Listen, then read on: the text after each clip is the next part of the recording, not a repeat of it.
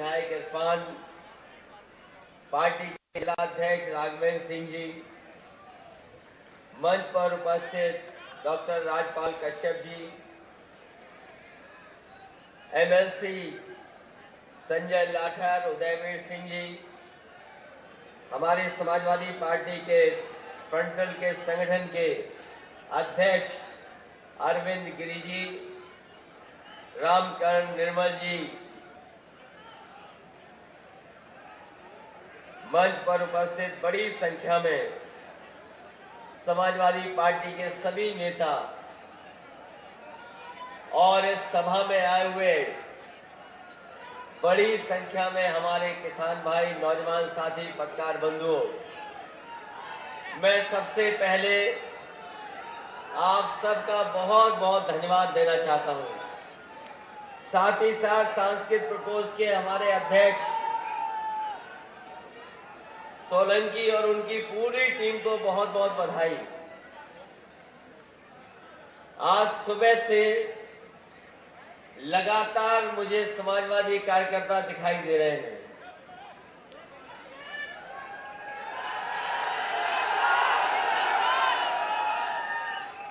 जहां से समाजवादी विजय रथ यात्रा शुरू हुई है,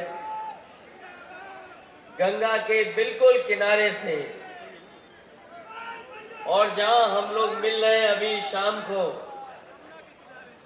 ये यमुना का किनारा है, और जहां से समाजवादी विजय रथ यात्रा शुरू हुई है, लगातार समाजवादी कार्यकर्ता हमें दिखाई दे रहे हैं और उनका जोश और उत्साह बता रहा है कि इस बार पूरी ईमानदारी से अगर विजय किसी की होने जा रही है तो समाजवादियों की विजय इस बार उत्तर प्रदेश में होगी।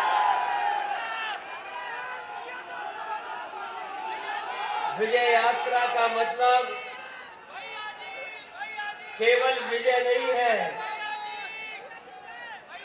ये समाजवादी विजय यात्रा, समाजवादी विजय रथ यात्रा,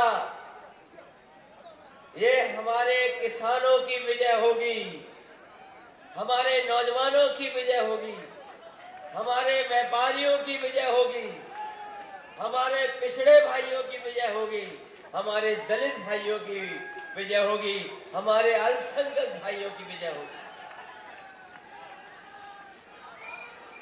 गंगा मैया का आशीर्वाद किसने लिया था बताओ?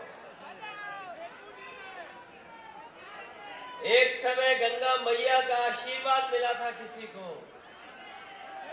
और उन्होंने भरोसा दिलाया था कि मां गंगा मैया को हम साफ सुथरा कर देंगे। बताओ आज कितने साल पूरे हो गए हैं? बताओ हमें कानपुर वाले लोगों, कहां गंगा मैया साफ हो गई? और जहां से हम यात्रा शुरू हुई है, कई नदियां बीच में आई हैं, छोटी बड़ी, और यमुना तक हम लोग पहुंचे हैं। यही नदियां कुछ गंगा में जुड़ जाती हैं, कुछ यमुना में जुड़ जाती हैं, और संगम में जाकर के दोनों नदियां एक होकर के आगे गंगा मैया बहती हैं। बिना इन नदियों के साफ हुए बताओ कैसे गंगा मैया साफ होंगी? क्या गंगा मैया साफ हो जाएंगी? हमें भारतीय जनता पार्टी से उम्मीद नहीं है, और अगर उम्मीद होती जनता को तो अभी तक तो गंगा मैया साफ बह रही होती। जिस स्थान पे हम लोग कार्यक्रम कर रहे हैं, मैं चाहता था उजाले में यहां पर आ जाए। इस इलाके में इसलिए उजाले पर पहुंचे हैं, कहीं भाषण नहीं दिया। उजाले में कोशिश यही थी कि पहुंचने की, अगर अंधेरा हो जाता तो शायद उजाला नहीं मिलता। हम लोग जहां से चले हैं, अगर भाषण देते, धन्यवाद देते अपने कार्यकर्ता नेताओं का, तो यहां समय पे नहीं पहुंच पाते, अंधेरा हो जाता, और अंधेरे में हम लोग उजाला कहां ढूंढते? यही प्लान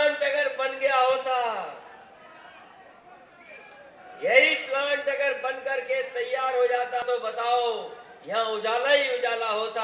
न केवल यहाँ पर उजाला होता, हमारे किसान और हमारे पूरे उत्तर प्रदेश को उजाला मिल जाता। ये प्लांट कोई छोटा प्लांट नहीं है। समाजवादी सरकार नहीं होती तो ये बिजली का कारखाना नहीं लग पाता। अगर कहीं बिजली का कारखाना लगा यहाँ पर तो पूरा का पूरा समाजवादी पार्टी की देन है। समाजवादी पार्टी की सरकार नहीं होती तो शायद कारखाना नहीं लग पाता। और ये कितना बड़ा बिजली का कारखाना लगा है। यहां से जब बिजली बनेगी तो न केवल उत्तर प्रदेश को मिलेगी बल्कि देश को मिलने जा रही है। देश को मिलने जा रही है बिजली। और बिना बिजली के तरक्की खुशहाली संभव नहीं है। हमारे यहां जितने लोग बैठे हैं बिजली का बिल तो दे रहे होंगे साहब। बिजली का बिल कौन नहीं दे रहा? मीटर लग गए, बिजली का बिल देना पड़ रहा है। हमारे किसान भाइयों को देना पड़ रहा है। यहां जितने लोग हैं सबको बिजली का बिल देना पड़ रहा है। और हिसाब किताब लगाओ, 4.5 साल में बिजली कितनी महंगी हो गई है। मीटर भी लग गए, बिजली भी महंगी हो गई। आपकी आमदनी नहीं बढ़ी। हमारे किसान भाई बताओ, पैदावार को लेकर के भारतीय जनता पार्टी ने कहा कि हम आपकी आय दोगुनी कर देंगे। यहां किसान भाई हैं, इस इलाके में तो हो सकता है 2 फसलें ले लेते हो, लेकिन जैसे ही यमुना के उस तरफ चले जाते हैं तो 2 फसलें भी किसान नहीं ले पा रहा है। बताओ किसान भाइयों, कौन सी फसल की पैदावार की आय दोगुनी हो गई? अगर एक भी फसल की पैदावार दोगुनी हो गई हो तो बताइए। यही भारतीय जनता पार्टी के लोग जो सत्ता में बैठे हैं, इन्होंने कहा हमें बहुमत दे दो, हम किसानों की आय दोगुनी कर देंगे। आय दोगुनी नहीं हुई, महंगाई दोगुनी हो गई है। आज जब कानपुर आए हैं, कानपुर के लोग जानते होंगे, पेट्रोल 100 रुपए पहुंच गया है।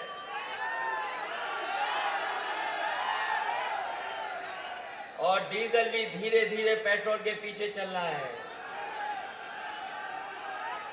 हो गया 100 पार के नहीं हो गया? यही भारतीय जनता पार्टी के लोग कह रहे थे महंगाई को हम कम कर देंगे। आज डीजल भी 100 पार, पेट्रोल भी लगभग 100 से पार, डीजल भी पीछे चल रहा है। मामूली हिसाब किताब है आगे पीछे। और जो रसोई गैस दी गई थी, फ्री में बांटी गई थी, उज्ज्वला योजना, उज्ज्वला योजना के नाम पर सिलेंडर बांट दिए, घर में गैस पहुंचा दी। अब कितने गरीब हैं जो उज्ज्वला को भरा पा रहे हैं? खाद में चोरी हो गई, कीटनाशक दवाई महंगी हो गई, पेस्टिसाइड सब कुछ महंगा हो गया, सरसों का तेल भी महंगा हो गया। अगर पेट्रोल 100 के पार है तो सरसों का तेल भी 200 पार हो गया। ये महंगाई है।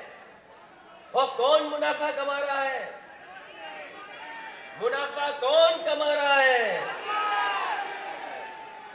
ये बताना नहीं है, सब जानते मुनाफा किसके हाथ में जा रहा है।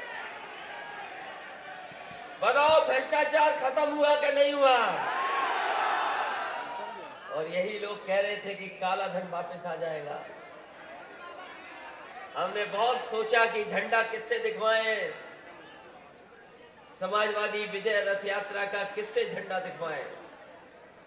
बहुत सोचा कि किससे झंडा दिखवाएं हम। तभी ख्याल आया कि एक है बच्चा जो नोटबंदी के समय पर बैंक में पैदा हुआ था, खजांची।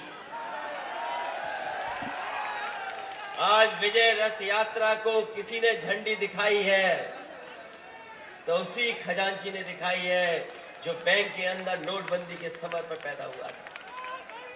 वो नोटबंदी का समय याद करो। कोई नहीं ध्यान रखना चाहता कि नोटबंदी हुई थी देश में। याद करो भारतीय जनता पार्टी ने क्या क्या कहा था उस समय पर। भारतीय जनता पार्टी ने कहा कि नोटबंदी हो जाएगी तो भ्रष्टाचार खत्म हो जाएगा, काला धन पूरा का पूरा विदेश से भारत आ जाएगा। आज दिल्ली और उत्तर प्रदेश की सरकार बताए कि कितना काला धन भारत में आ गया है। कोई काला धन नहीं आया और जानकारी होगी तो आज काला धन बढ़ गया है, भ्रष्टाचार भी बढ़ गया। और जितनी योजना समाजवादियों की सरकार में चली थी, चाहे वो एम्बुलेंस हो, चाहे वो पुलिस की 100 नंबर हो, उन योजनाओं का क्या हुआ? जो योजनाएं चली थी जनता के लिए, वो अब जनता की मदद नहीं कर पा रही हैं। जनता को सुविधा देने का काम किया था, लेकिन भारतीय जनता पार्टी की नाकामी की वजह से आज वो सुविधाएं जनता को, गरीबों को नहीं मिल पा रही हैं। यही भारतीय जनता पार्टी के लोग कोरोना के समय पर बताओ गरीबों को कैसा अनाज छोड़ दिया।